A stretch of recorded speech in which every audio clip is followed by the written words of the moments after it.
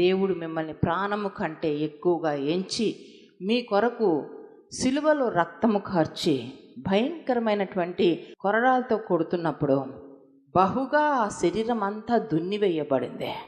ఆ శరీరం అంతా గాయాలు, ఆ యొక్క దేహం అంతా చీల్చివేయబడింది.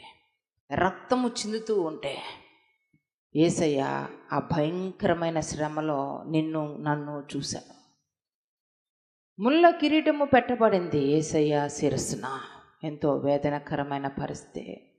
కానీ అంత బాధకరమైన పరిస్థితుల్లో కూడా యేసయ్య నిన్ను చూశాడు. నీవు నరకానికి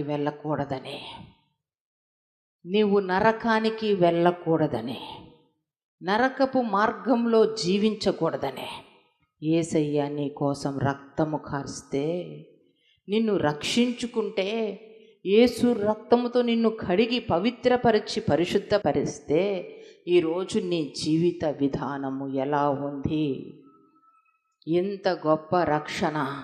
నిర్లక్ష్యము చేసిన ఎడల ఏ రీతిగా శిక్ష నుంచి తప్పించుకుంటారు?